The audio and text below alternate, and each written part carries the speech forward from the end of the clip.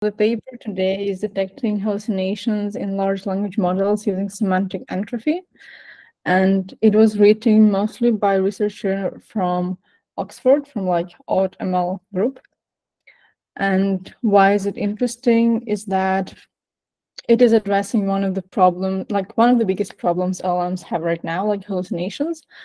But it's not trying to like solve the problem of hallucination, but rather like prevent it in a way by detecting hallucinations. For example, with their implementation, it would be possible to instruct LLMs not to respond to the questions where there is a high probability of giving like not correct answer, or like not to respond to the questions when there is like not enough knowledge in the training set about the topic, which will prevent from lying, and it has a lot of like useful implications.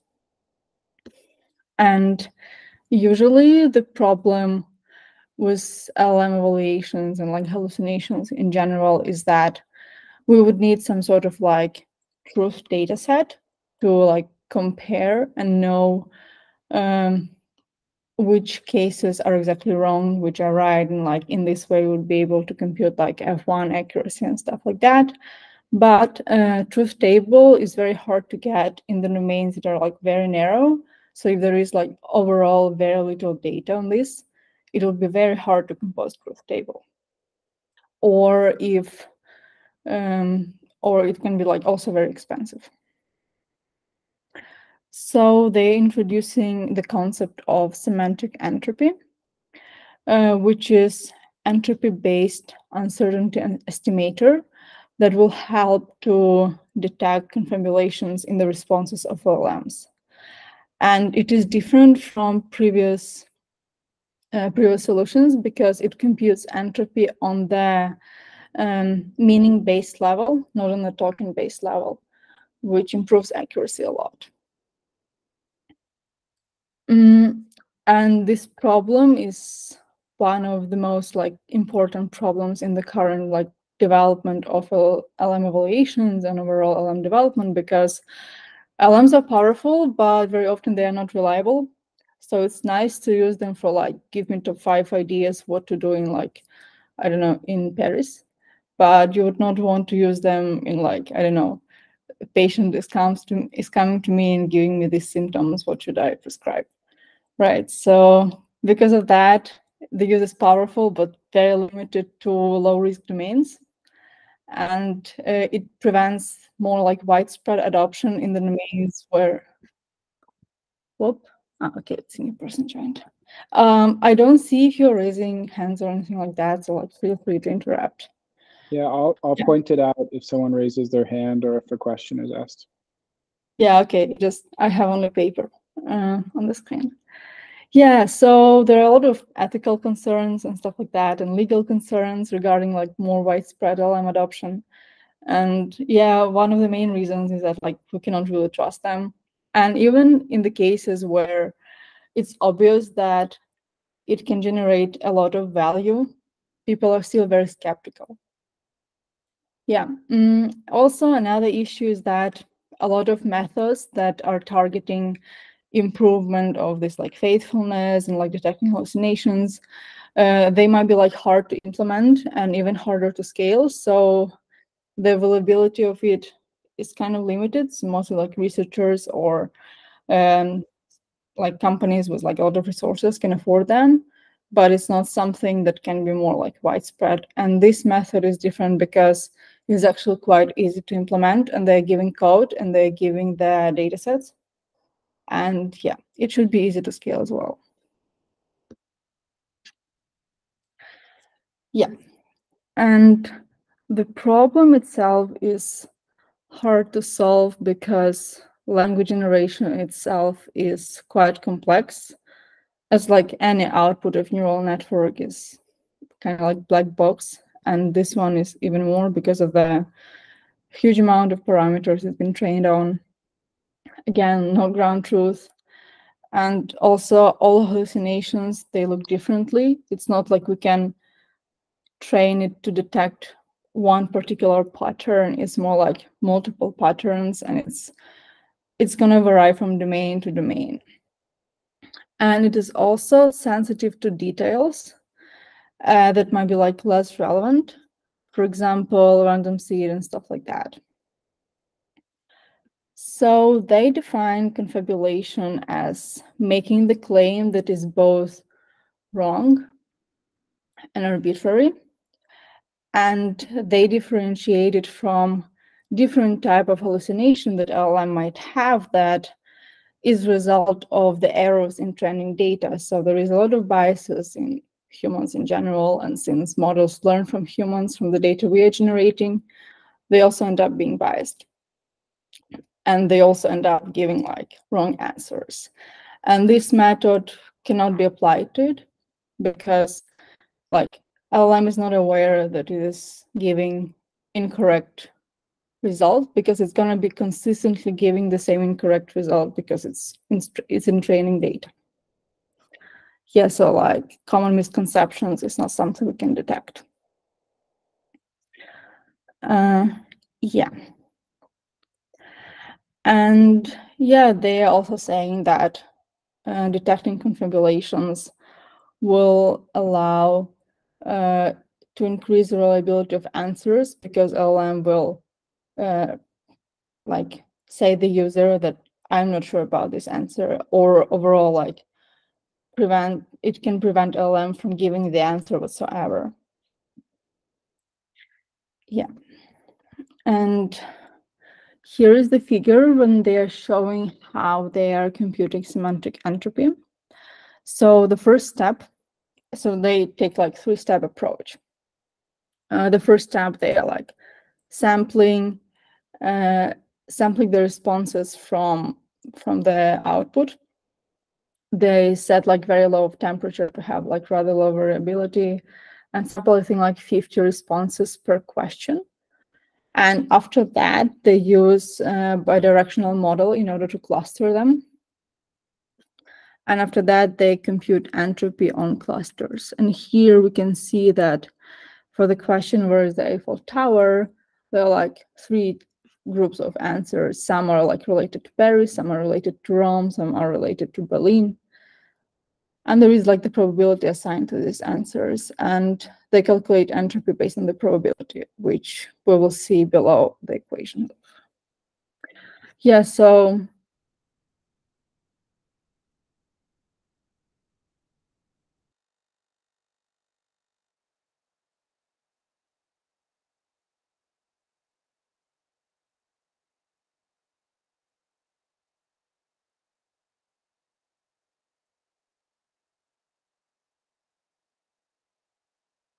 One second, guys. I think Tanya's frozen, but she'll be back.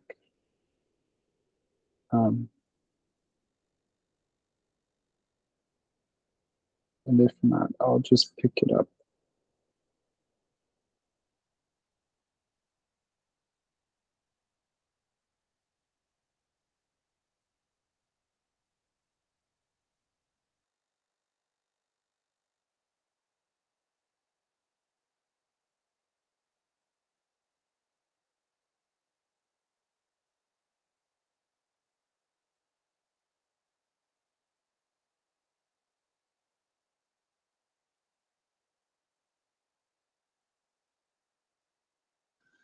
Yeah, why don't I'll just share my screen and kind of go through some of this stuff until Tanya comes back. Give me 1 second to put the paper up.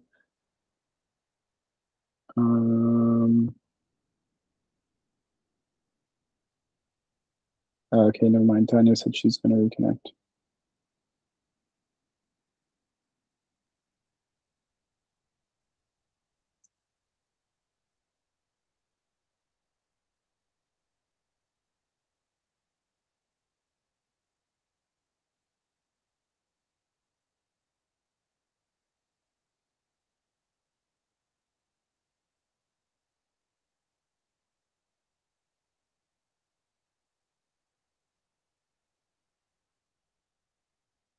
okay, I guess I'm back.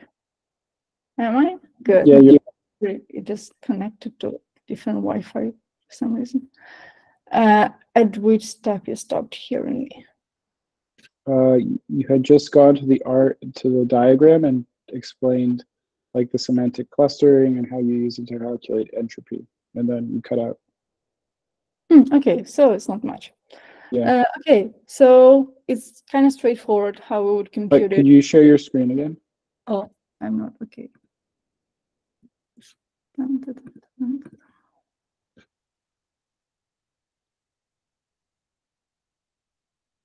Yeah, amazing. Cool.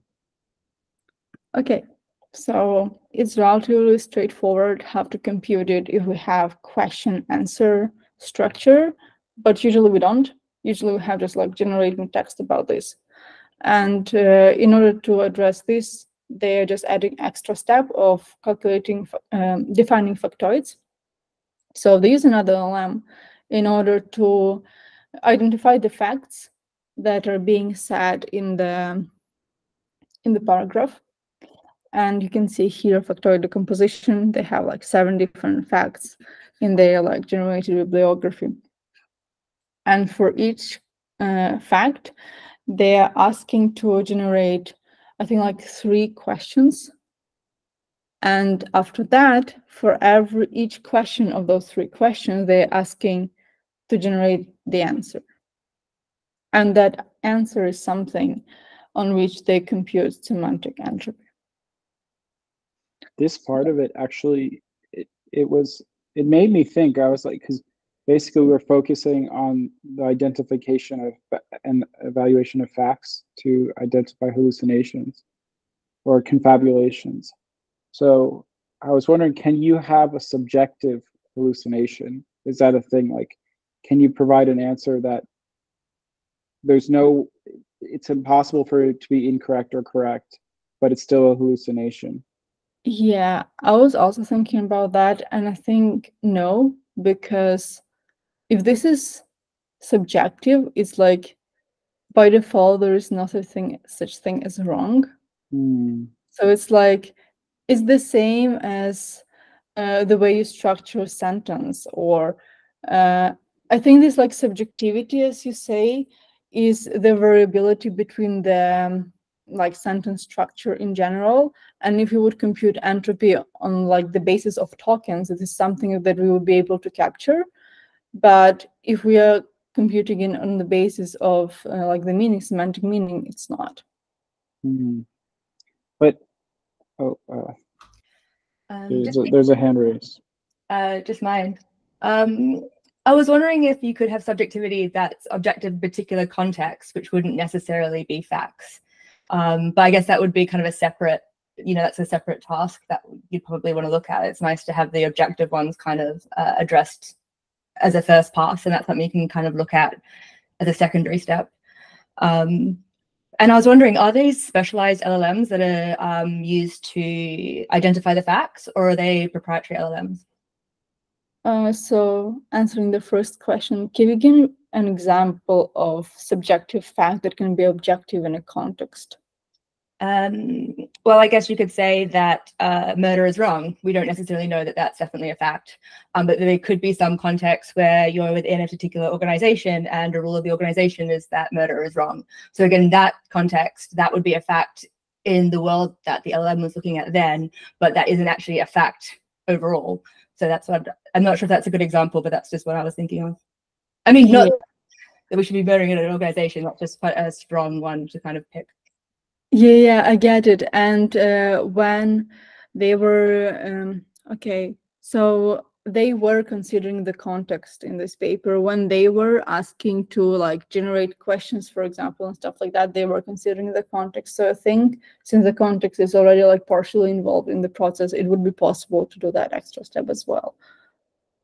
The example I was thinking of was like maybe appropriateness of the tone that you use for your response. Like, but that's not that. I don't know if you could consider it a hallucination. Like, say you're writing a letter to congratulate someone for getting married using an LLM, and you take like an incredibly somber tone or become like I'm very sorry. yeah. could that be considered a hallucination, or is it more like maybe it falls under the role of like safety and truthful, no, safety, AI Yeah. safety, because it's inappropriate? Yeah. I don't know. I guess it's more safety because hallucination is rather outputting the information that is not necessarily correct. And this is more like, I think for this, there'll be like a different approach when you just like extract this like semantic, like coloring or whatever it's called from the output and compare it with the request in the input. But yeah.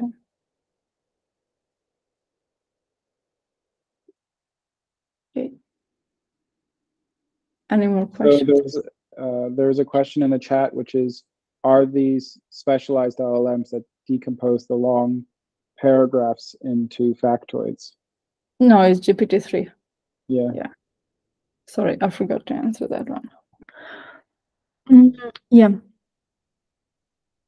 And here in the captions, they are also comparing their approach to like naive entropy-based uncertainty estimation, because if we would think on the level of tokens, France is the capital of Paris, and Paris, or like its Paris, would be considered different answers.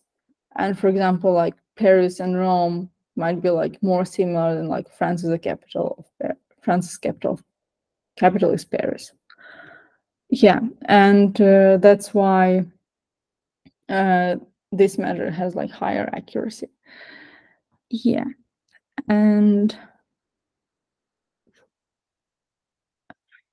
yeah, for each factoid there will be like another answer. And they're also explaining why they've chosen the approach of using factoids, because evaluating entropy in like long free-form generation is pretty hard. First of all, because there are more ways of expressing certain things, like saying that the capital of France is Paris, there is like quite limited ways. But like explaining why the sky is blue, there will be much higher variation. So it's going to be like much higher, much more difficult to measure. Yeah, and because of that, if we would use like naive approach, it's the entropy will be like misleadingly high. Because correct answer can be expressed in a very, very, very different number of ways. And yeah, so after that, they are talking more about how they approached clustering. And as I mentioned before, they were using proprietary models. So they used a BERT-based model, Roberta, if I'm not wrong, and GPT-3. And GPT-3 proved to be better. And the clustering, the point of clustering is like the bidirectionality. So like if A semantically entails B and vice versa, they will be in the same semantic cluster. And when you get the next sentence, you just compare them to any sentence in the cluster. They usually compared it with the first sentence in the cluster, which I might not necessarily agree, because A, there will still be some semantic variance, and B, like it's not that much harder to choose a random sentence and compare it to that. Yeah. And also they produced two variations of their technologies. So for this thing to work, you would need to see the probabilities assigned by the model. And when this paper was written, GPT 3.5 did not expose output probabilities or like hidden states or anything like that, but now it does. So before, they created discrete approximation of estimator, which allows to run experiments without accessing directly the output probabilities. And here they're showing the evaluation. You can see that both semantic entropy and discrete semantic entropy, they're like pretty close. So like even if we don't really know the output probabilities, we can still like estimate them. And they were estimated in just like having a bunch of samples and using like the law of large numbers and low temperature. And when you have like a lot of samples, you can just estimate the probabilities from the probability of it being in the sample and just like generalize it. One thing that I was confused about this table is, so I'll just give a little bit of context for people who may not have seen these metrics before.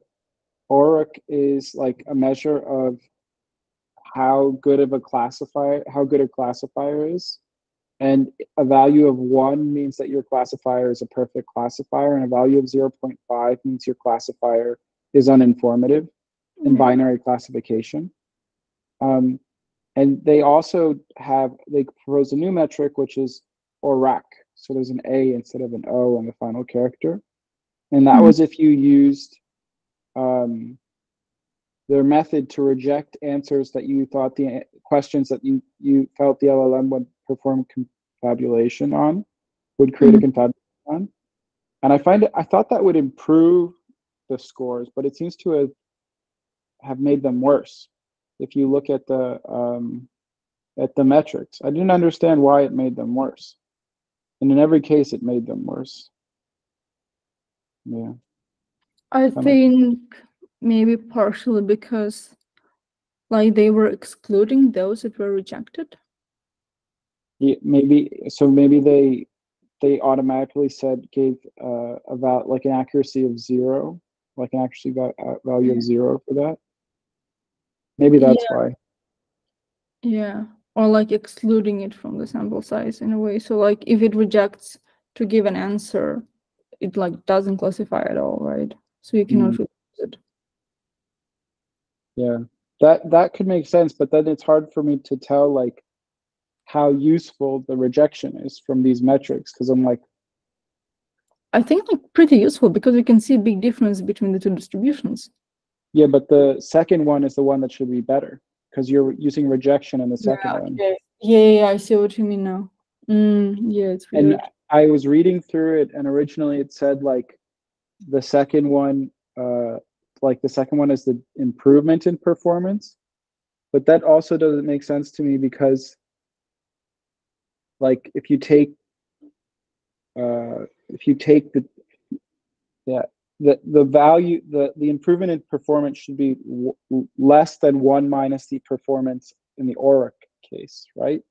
So it can't be more than like 25% for Falcon 7B for the semantic entropy. But anyway, I'm very sure that there's something I'm not understanding here. I'm just not sure what it is.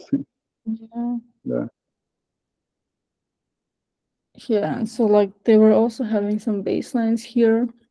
So one, like the green one, is a naive entropy, is the one that is like usually was used before when you compute semantic difference based on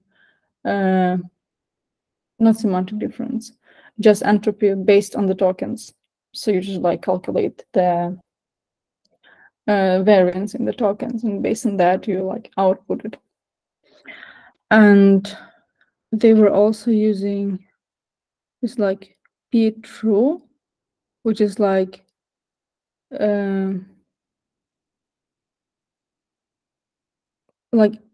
a way of doing it in a supervised way in context.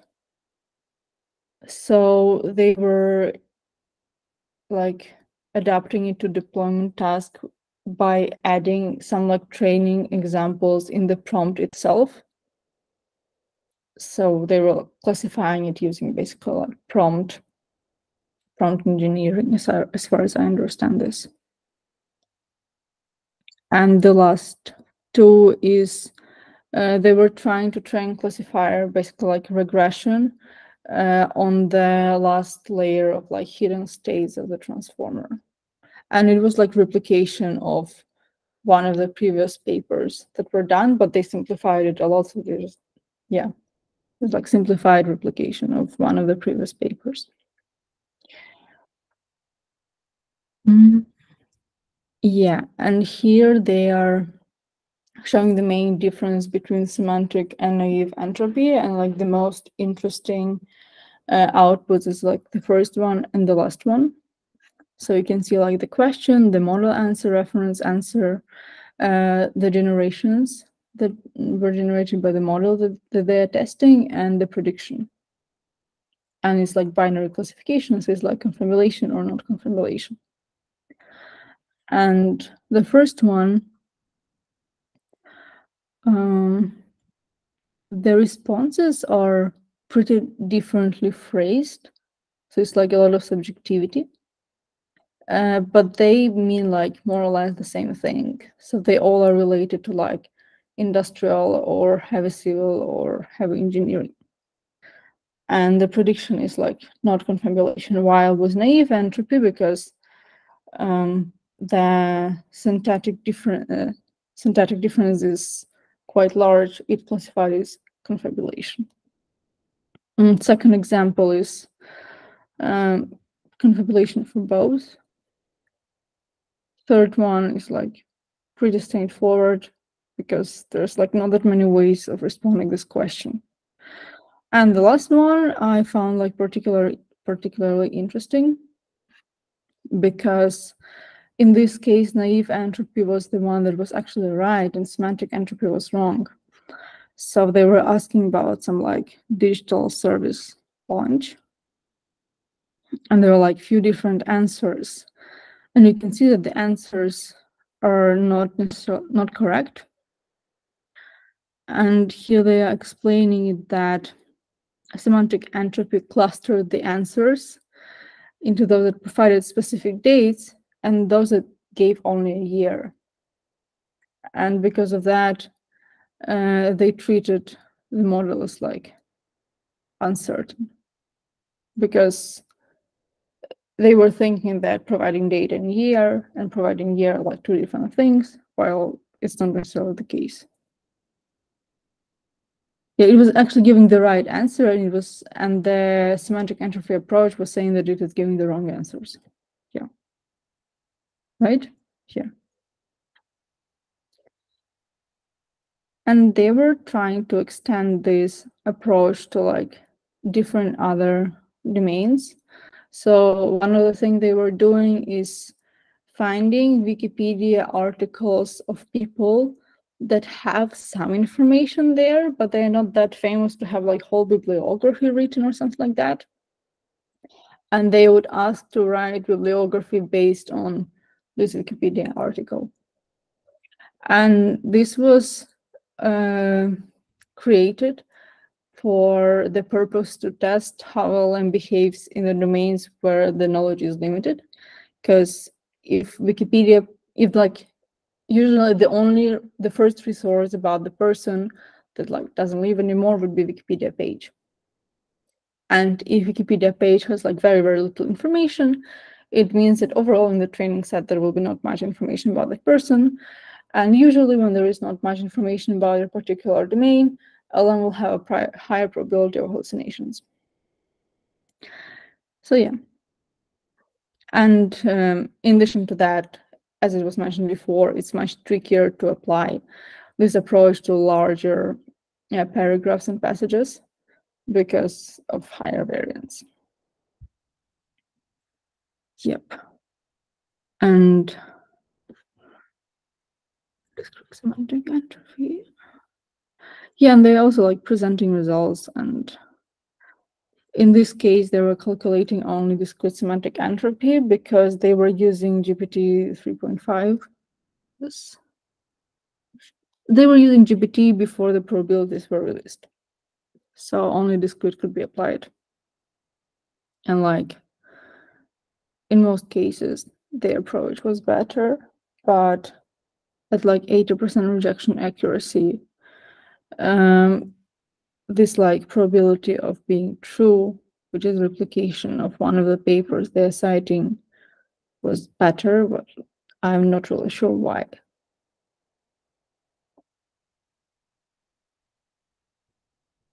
Yeah, and here they're giving a few comments about why this task is particularly tricky. And one of the reasons is that the model has uncertainty, but it's uncertain about the ordering of facts, not necessarily about the facts themselves. And the problem here, and it's also the reason why they ended up using the factoid strategy, is if they would ask to regenerate the passage, it can be like completely different ordering and like different facts. So it might be harder. Yeah.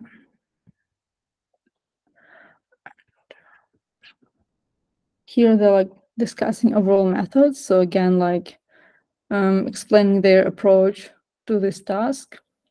And here's like the general definition of predictive entropy.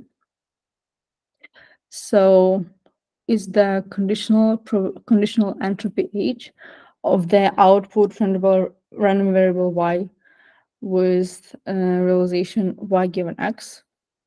And you have like, after that you have like summation and multiplied by natural logarithm and have a negative sign before it because it should be positive. And low predictive entropy indicates then the output distribution is heavily concentrated. And the high predictive entropy indicates that there are many outputs that are similarly likely. So yeah. And here they're like iterating again on their methodology that firstly they were doing generation. So like sample output sequences of tokens from predictive distribution, basically regenerate the answer multiple times. And after that, they did clustering, which is basically a bidirectional classification by using another LLM.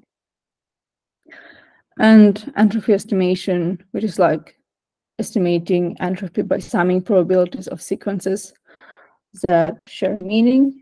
And they were like following this equation. So yeah, this is more like detailed explanation of the methodology. So again, they generate the set of answers from the model. They use like top 50 answers with relatively low temperature, clustering by semantic equivalence. And yeah, again, they are discussing different models. They were trying different models that they ended up using and what is bidirectional entailment means, which is, yeah, mainly here.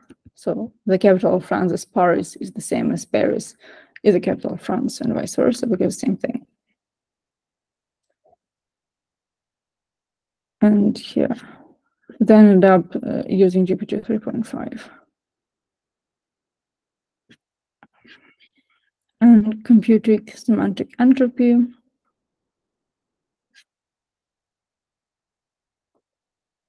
So they're estimating that the likelihood that a sequence generated by a LM belongs to a given class by computing some of the probabilities that all the possible sequences of tokens, which can be considered to express the same meaning, is this. So like they compute the product of like the conditional probability of every token generated given the context and the previous tokens. And correct me if I'm wrong. After that, they are summing it over all the tokens. Yep. No, that makes sense to me. Yeah, okay, good. And I did feel like that because you know they mention in the method about normalizing entropy by sequence length, so taking the average. But as they say, it doesn't have a huge justification. But I was also thinking that then their method, I could see a failure case being that that it's very sensitive to different semantic classes having different sequence lengths. So like with sequence length, the probability of a sequence decreases exponentially with every token that you add. So if you have one class where you have the average is 10 tokens and another where it's 5, then even if you have 10 times as many in that class, I think it should, like 10 times as many examples in that class, I think it should still be, yeah, I don't know. It would have like a small probability. Anyway, Yeah, that was I something I get was it. wondering. Yeah, I get it, and I feel like because of that they were using normalization, right? Because They there will be a normalized. much no. They normalized over the probabilities of each semantic class, Mm-hmm. which you see after 5, but to calculate the probabilities of each sequence in each class, they just use equation 2, which you can see there. So Yeah. there's no Okay. normalization. Okay. That's weird because I'm pretty sure I saw normalization somewhere else as well. They mention it, but I think they just mention it to point out that there's no there's no theoretical justification for the approach. Mm-hmm. I mean, I think it's a good approach. I just think I was wondering how big of an issue that is. Maybe it's not an issue. And then also, basically what they're saying by taking this approach is that they can marginalize, and not marginalize, like remove the uncertainty about phrasing from their calculations. This is a way that the uncertainty that you're calculating is only about meaning, not about phrasing. Yeah. And it wasn't clear to me how this does that, but I think that's Yeah, more because like they they go mean back that. to the tokens, right? Yeah. But I think that's more just like 2 sentences that might need to be added. That would be good to add by the author, because I'm sure that there's something about creating these semantic classes removes the uncertainty in phrasing when you're calculating this uncertainty. Yeah, like to connect the clustering step with this step. Makes sense.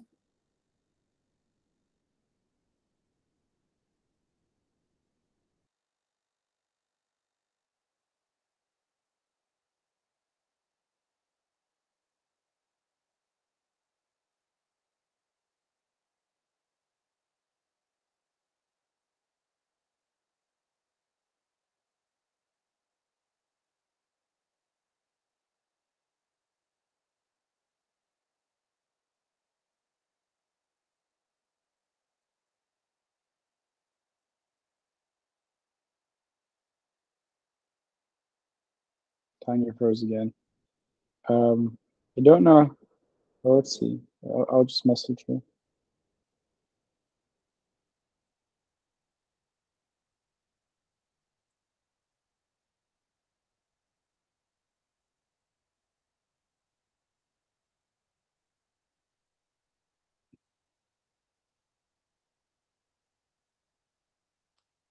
I think we're near the end of the paper, but let's. I think I'm back. Yeah, you're back. Sorry. Yeah, no worries. Yeah. Okay. Cool. So they're using like datasets that most people are using, and like trivia questions and like Google search and stuff like that. There were also like the 2 most interesting datasets they were using. In the one like with biographies, like BioASQ, to like test the performance on the very like narrow domain tasks and stuff like that. And they were also like trying to find it in mathematics, but they don't give like much discussion about like those results. Yeah.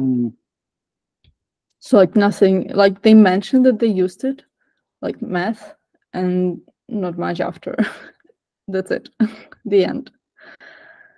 And they're also giving the prompts, all the prompts that they were using, and all the code and all the data below. So here they're mostly like discussing different prompts.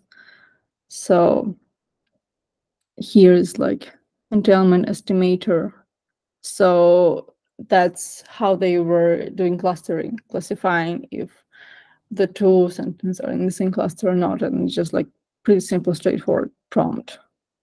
2 possible answers. Does answer A semantically entail answer 2? That's it. Which is probably nice. I don't know. Yeah, and they were using GPT 3.5 for that task.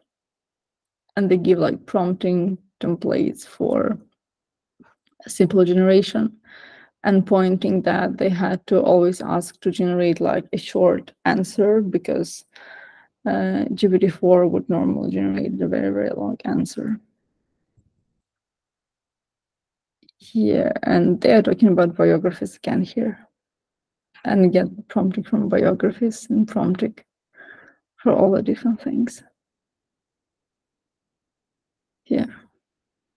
And this is how they were like training this P true with prompting, not training, prompting the model to generate the P true baseline. So question, they brainstormed ideas, and these are the answers. And possible answer, which is the original answer, and like evaluate if the possible answer is true.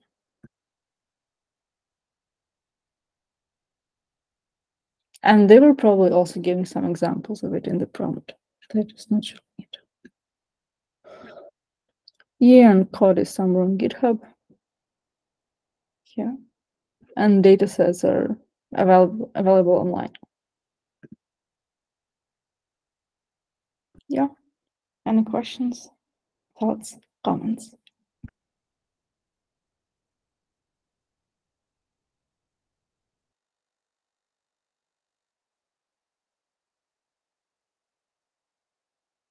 Peter, I think your mic's off. Okay, so there was one that said, maybe since the probability is, this was before, back to our question about normalizing versus not normalizing this. Maybe since the probability is the joint probability over the whole response, then there's no need to normalize. For that, the product over, yes. The response Paris probably has similar joint probability to the capital is Paris.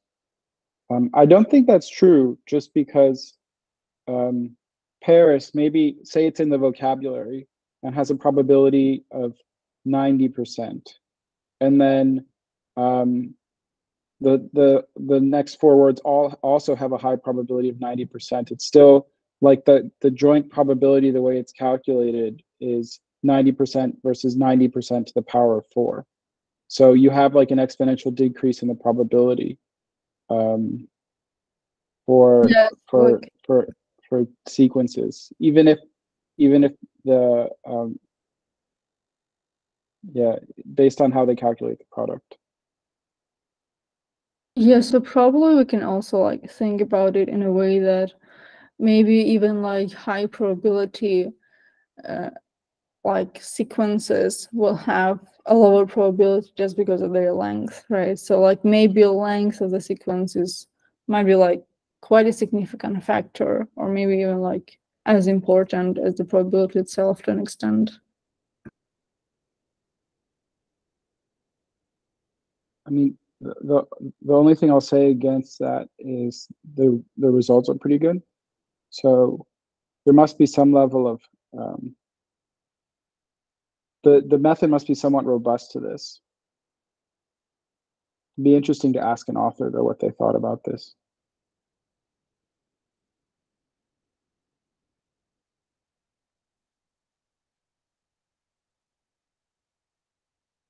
Cool. If there's no more questions, are there any more questions? Not. Thanks, Tanya, for presenting this paper. I think it's really cool how we're starting to like decompose these issues, like hallucinations, into like more exact issues and find ways to deal with them. So this is a really cool paper for me. Great. Well, thanks everyone for coming, and hopefully we'll see you here next week, where Ben is presenting a really cool paper. Yeah. See you all. Bye. Thanks, Tanya. Bye.